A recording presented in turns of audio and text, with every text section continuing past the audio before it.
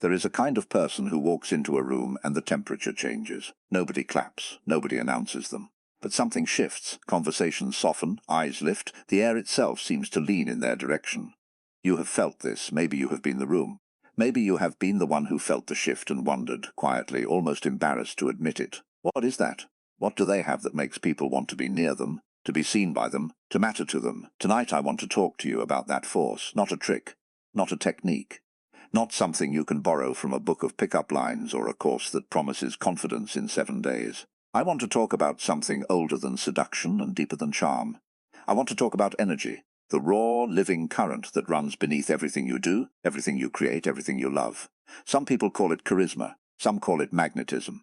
Some, in hushed and half-embarrassed tones, call it sexual energy. That word has been so cheapened, so flattened into something crude, that we have forgotten what it actually means. It does not mean what happens in a bedroom. It means what happens in a body that is fully alive. Because here is the truth nobody tells you.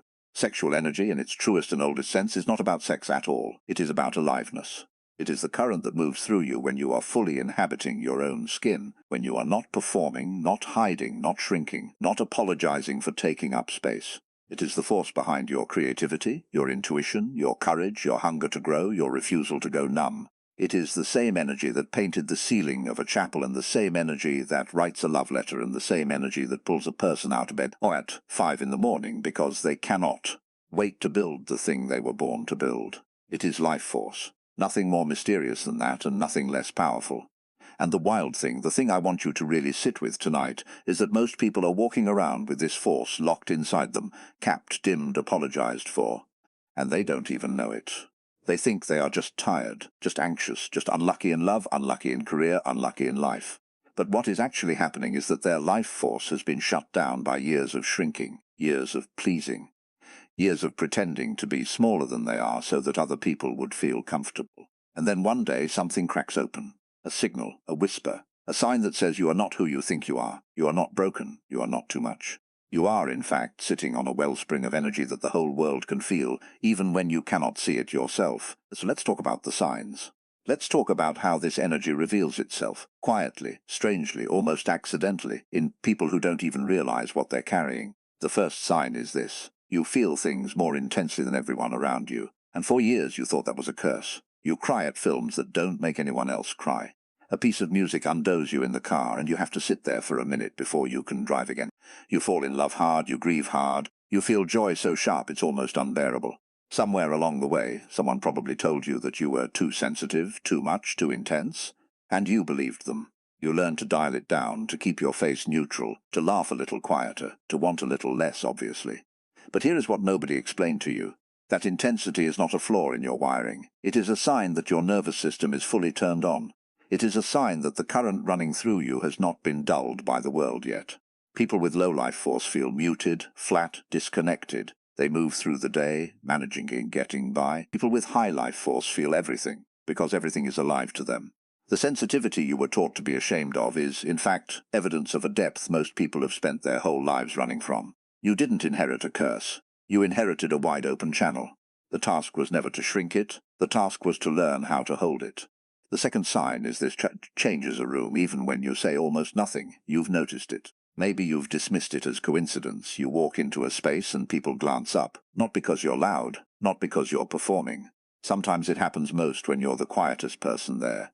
There is something about the way you occupy space, settled, unhurried, present, that draws attention without asking for it.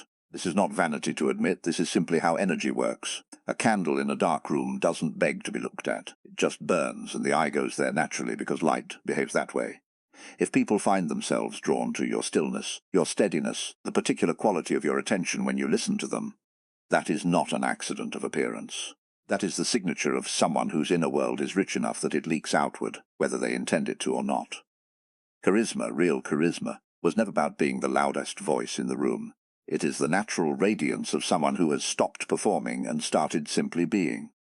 If you've ever wondered why strangers open up to you, why people tell you things they don't tell anyone else, why your calm seems to calm other people down, that is your energy doing what energy does. It moves outward, it touches things. It changes the temperature of a room without asking permission. The third sign is this. Your creativity comes in waves that feel almost too big for your body. Some nights you can't sleep because an idea is moving through you, and it needs somewhere to go. You write, or sketch, or plan, or build, or dream, and it feels less like effort, and more like something is passing through you, and using your hands to get into the world. This too is the same current. The ancient thinkers who studied the human psyche long before modern psychology understood something we've mostly forgotten. Creative energy and vital embodied energy come from the exact same source.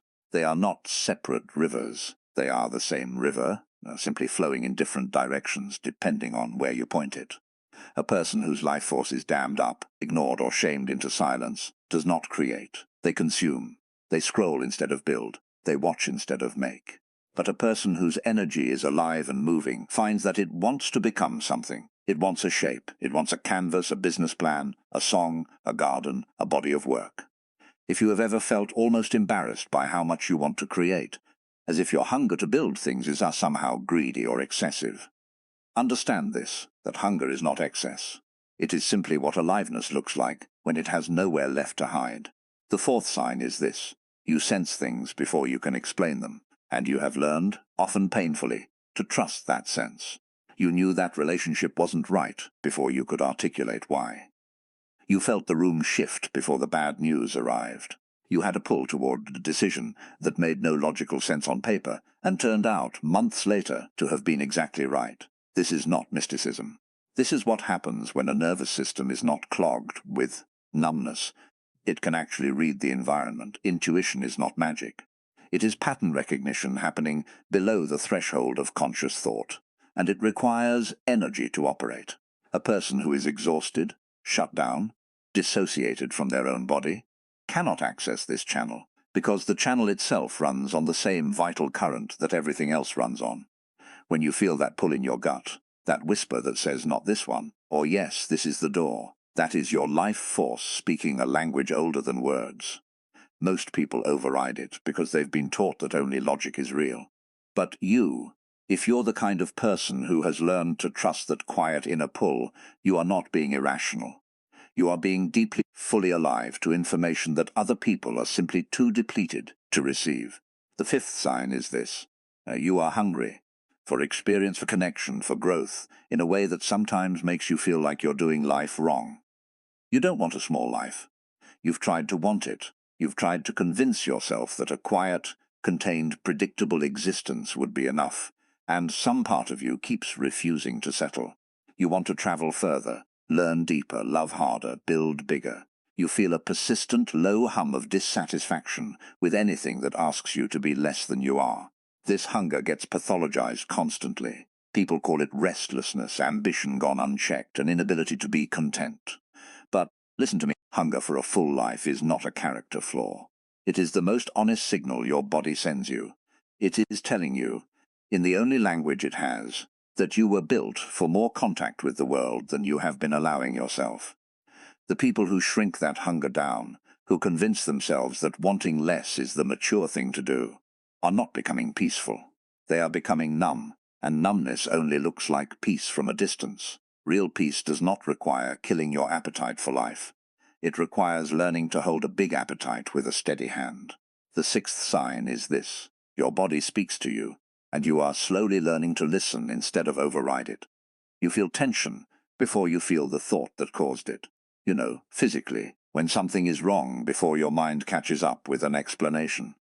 You've started to notice that your best decisions come not from forcing your way through a spreadsheet of pros and cons, but from a kind of settled knowing that shows up in your chest, your shoulders, your breath.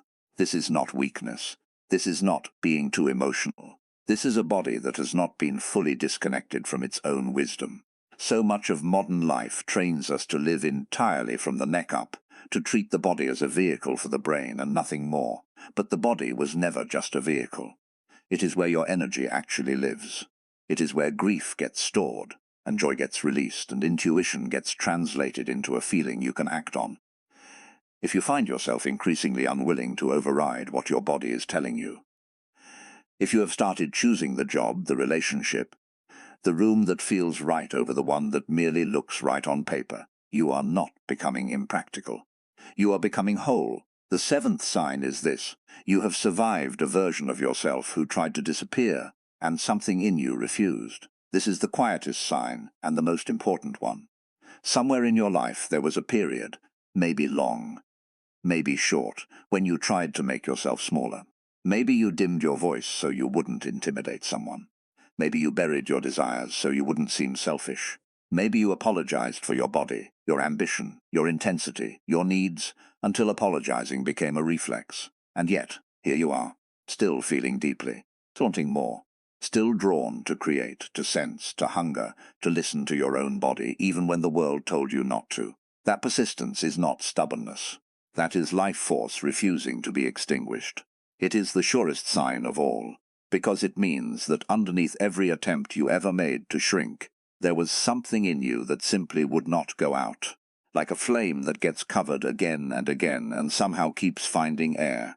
Now, I want to be honest with you about something, because I think you deserve honesty more than you deserve comfort right now. None of what I just described is about performance. It is not about becoming more seductive, more magnetic, more desirable in the way our culture usually means those words. Thinner, louder, more polished, more available. It is the opposite of performance. It is what happens when performance finally stops. Because here is the secret almost nobody tells you. The people who radiate the most life, the most magnetism, the most undeniable presence, are almost never the ones trying the hardest to be impressive. They are the ones who have done the harder, quieter work of coming home to themselves. They have stopped outsourcing their worth to other people's approval. They have stopped waiting for permission to want what they want. They have looked at the parts of themselves that once felt shameful, the intensity, the hunger, sensitivity, the need, and instead of amputating those parts to fit in, they integrated them. They said, "This too is mine. This too belongs to me. I will not cut off my own aliveness to make myself easier for other people to carry." This is the real work, and it is not always comfortable. Because reclaiming your own energy means you will occasionally take up more space than you're used to, and someone, somewhere, might not like that. It means you will stop performing smallness, and some relationships that were only ever built on your smallness will not survive the change. It means you will have to sit with the parts of yourself you spent years running from, your anger, your desire, your grief, your ambition, and instead of exiling them, you will have to sit down across from them and finally listen. This is not a comfortable process, but it is an honest one. And honest almost always beats comfortable, in the long run, because comfortable built on suppression eventually collapses, while honest, even when it's hard, tends to hold. I think about how many people spend their entire lives believing they are simply not that kind of person, not magnetic, not powerful, not deeply alive, when in truth they were never given permission to find out. They were handed a script early: be agreeable, be quiet, be easy to manage, want less, need less, take up less. And they followed that script so faithfully, for so long, that they forgot it was ever a script at all. They started to believe it was just who they were, but a fire banked under ash is still a fire. It has not gone out. It is only waiting for someone, maybe you, right now, tonight, to come along and clear the ash away. So if you recognized yourself in what I described tonight, if you have felt too intense, too hungry, too sensitive, too much, I want you to consider a different interpretation of your own life. Not that you are broken or excessive or somehow wired wrong, but that you are carrying an unusually strong current of aliveness, and the world, for a long time, did not know what to do with it, so it asked you to turn it down. You obeyed, because that is what children do to survive, and what adults do out of habit. But you do not have to obey that instruction anymore. You are allowed to turn the volume back up on your own life. You are allowed to feel things fully, to create without apology, to trust your intuition even when you can't defend it with logic, to want more than a small, quiet, contained existence, to listen to your body instead of overriding it every single time, and to stop treating your own persistence, the very fact that you are still here, still hungry, still feeling, as anything other than proof that something powerful lives inside you. This energy, once you stop fighting it, does not need to be controlled through shame or hidden through smallness. It needs to be channeled. That is the real skill, and it is a skill Not a personality trait. It can be learned, practiced, refined. Channeling this energy looks like taking the intensity you feel and pouring it into work that matters to you, instead of letting it curdle into anxiety about being too much. It looks like taking the hunger for more and turning it into a plan instead of a source of guilt. It looks like taking the sensitivity that once felt like a liability and letting it become the exact thing that makes you a better listener, a better artist, a better partner, a better leader, because you notice what other people miss. It looks like trusting the pull in your gut even when you can't yet explain it in words, and being willing to be wrong sometimes. Because a person who never trusts their intuition never gets to develop it either. And it looks like grace, because this is not a race to become the most intense, most magnetic, most alive version of yourself overnight. Growth like this happens in layers, the way trust rebuilds itself after it's been broken, slowly, then all at once, then slowly again. Some days you will feel that current running strong and clear, and you will walk into a room and feel the shift I described at the very beginning. Other days you will feel muted, tired, disconnected from all of it, and that is not failure. That is simply the nature of energy. It moves in tides, not straight lines. The goal was never to be permanently, unrelentingly on. The goal is to stop being afraid of your own tide, to let it rise when it rises, to rest when it recedes. To trust that the capacity is still there, even on the quiet days, the way the ocean is still the ocean even at low tide. I want to leave you with this. Somewhere in your life, right now, there is a version of you that has been waiting, patiently, quietly, sometimes not so quietly, for permission to stop shrinking. That version of you is not a fantasy. It is not a future self you have to earn your way toward through years of self-improvement. It is already here, underneath the performance, underneath the apologizing, underneath the years of being told you were too much or not enough. It has been here the whole time, the way a flame stays lit under ash, the way a river keeps moving even under ice. All that intensity you were told to tone down, all that hunger you were told to be embarrassed by, all that sensitivity you were told made you difficult, all that intuition you were told to distrust. None of it was ever a flaw. It was the raw material of a life fully lived, waiting for you to stop apologizing for having it. So tonight, I am not asking you to become someone new. I am asking you to stop hiding from someone you already are. Let yourself feel deeply without shrinking the feeling down to make it easier for other people to witness. Let yourself want a big, full, textured life without treating that want as greed. Let your body speak, and for once, actually listen to what it says. Let your intuition guide a decision even when you can't fully explain it. Let your creativity move through you the way it wants to, instead of managing it into something smaller and safer. And when you notice that quiet, persistent flame inside, you refusing to go out no matter how many times life has tried to smother it, do not quench it. Do not apologize for it. Feed it. Because the world does not need another person performing smallness to make everyone else comfortable. The world needs people who are fully, unapologetically alive, awake in their bodies, awake in their intuition, awake in their desire to create and connect and grow. That kind of aliveness is not selfish. It is not too much. It is, in fact, exactly what draws people toward you, what changes the temperature of a room, what makes your presence linger long after you've left it. It was never something you needed to manufacture. It was only ever something you needed to stop hiding. You are not broken. You are not too intense, too sensitive, too hungry, too much.